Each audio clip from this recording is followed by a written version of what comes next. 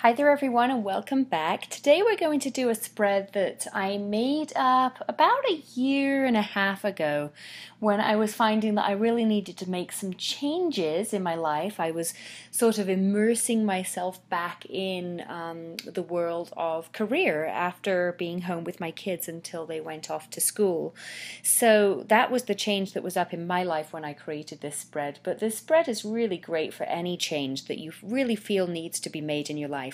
And the beautiful thing about this spread, as opposed to other spreads, is that the first two cards that you're going to lay down in this spread are actually cards that you choose yourself. So rather than randomly picking them from a shuffle, you actually intentionally choose the cards that feel like both the seed and your goal. So these two cards, the seed and the goal card, are sort of, you can imagine the shape that we're going to be building here is that of a lotus flower growing out of the mud. So it can also be viewed as, just like the lotus flower, growing something beautiful from something that on the surface looks very unattractive before we grow it. That can be the type of change that you can really have shed a lot of light to during this training, we'll say. So, there's two things that you really have a very conscious plan for, or at least an intention for, at the start of this reading. And one is where you are starting from. So you probably have a pretty good idea of where you're starting from. You look around you in whatever circumstance you're choosing to grow from, and you represent your surroundings and the seed of your project in this seed card. So for instance, to give an example, where I was at the start of going back into my career, I think I probably would have represented that as a reversed Ace of Wands. So, I wasn't really that clear on where I wanted to go, but I knew I was at the beginning of wanting to do something a little more creative and passionate with my life. And so, the Ace of Wands represents that seed of creativity and passion, of course, but I reversed it because that was a little cloudy to me at the time. I didn't quite know clearly what I was after. Now, the goal is obviously where you want to go. And, for my reading, it was, an exemplified one. So I would have picked the Queen of Wands as my goal, perhaps, So, that being sort of the seed and the goal, that is the mud and the lotus that we are conscious of. And then we sort of have to build the plant around it. This is where shuffling the cards come in.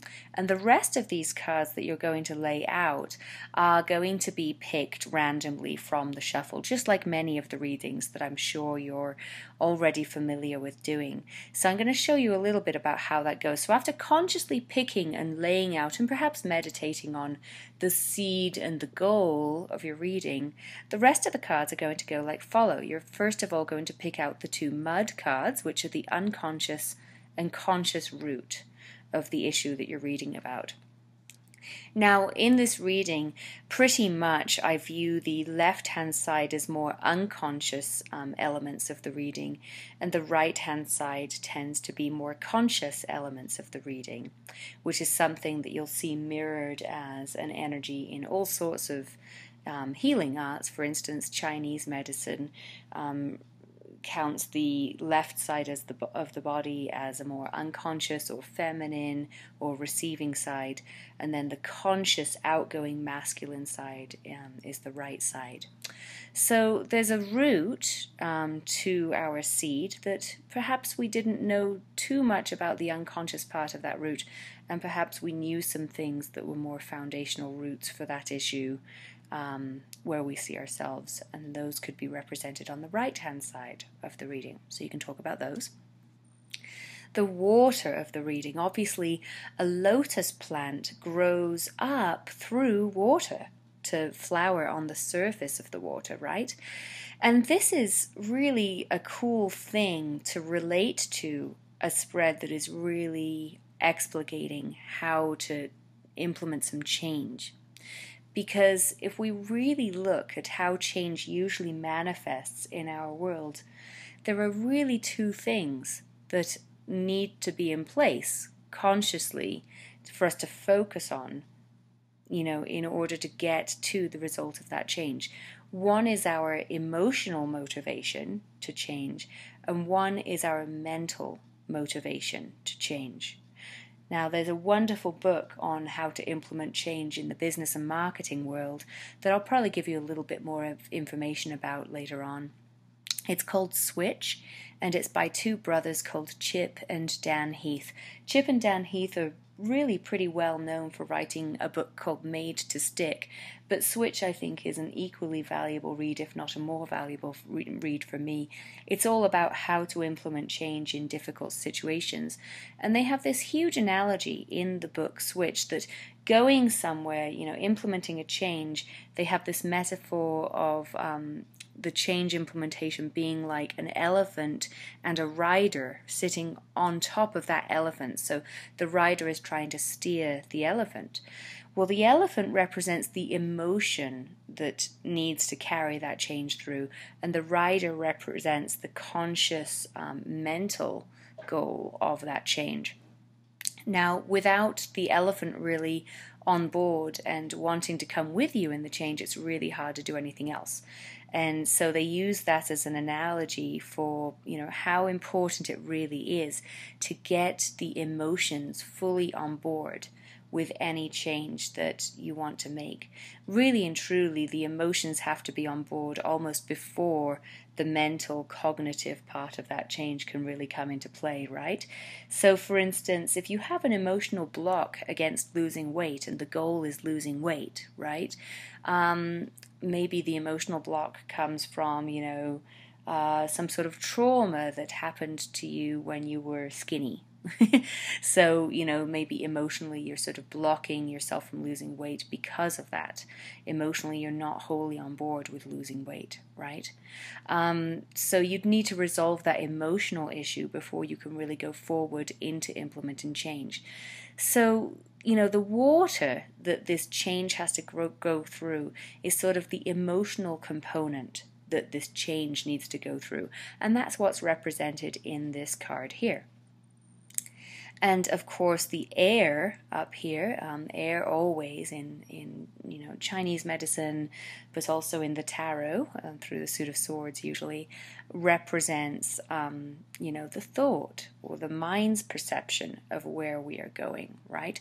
And so this card represents what the mind needs to be focused on to make this change, perhaps what communicative actions need to be taken to implement this change.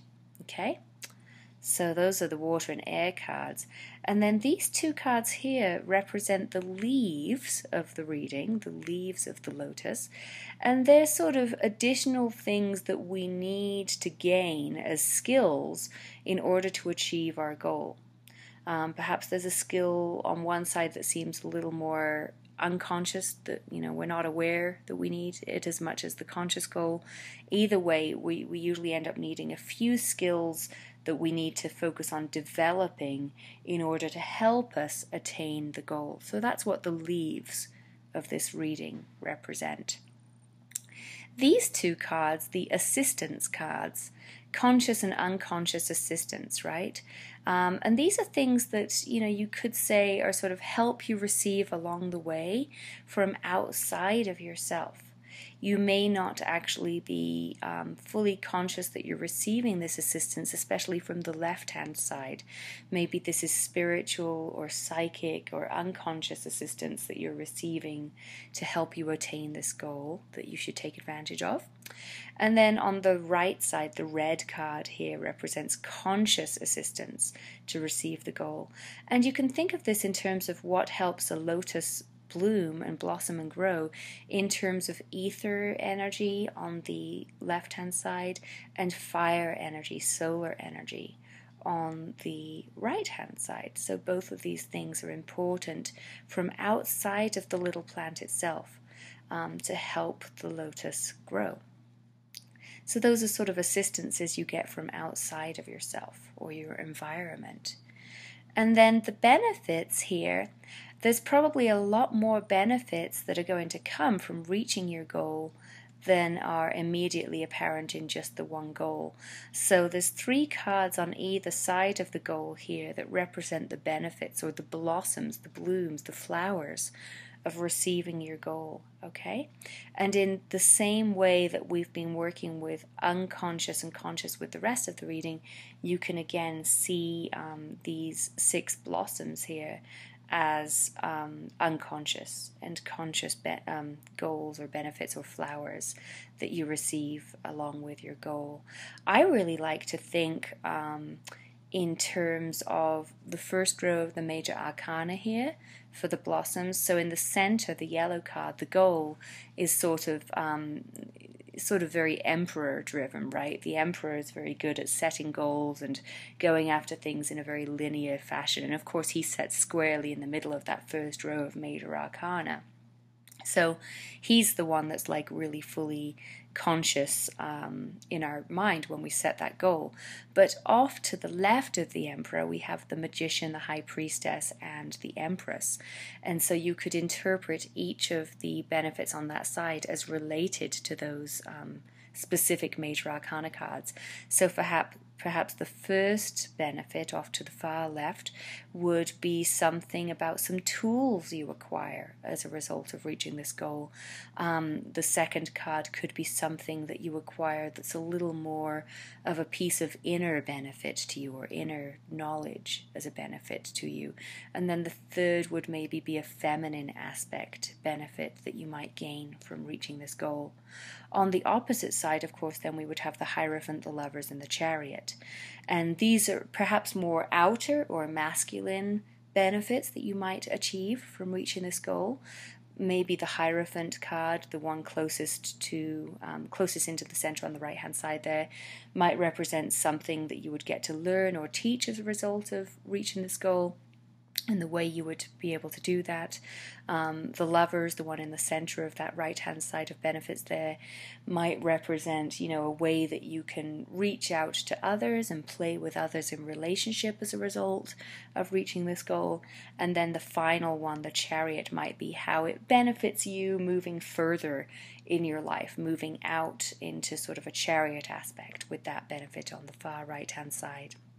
So there's a ton that you can read into this just from literally doing a mud to lotus spread, working through from the seed of an idea for some change that you would like to make to the goal of it. One more thing that I have seen done with this type of spread before is to kind of work it into, if you wanted to, a few different suits that you get to pick, specific suited cards for specific positions. So for instance, you could work in, perhaps the goal as, a major arcana card if it's sort of an enlightened goal, or if it's, really from one suit or another, you could pick the goal, from any of those and the seed from any of those suits or arcana.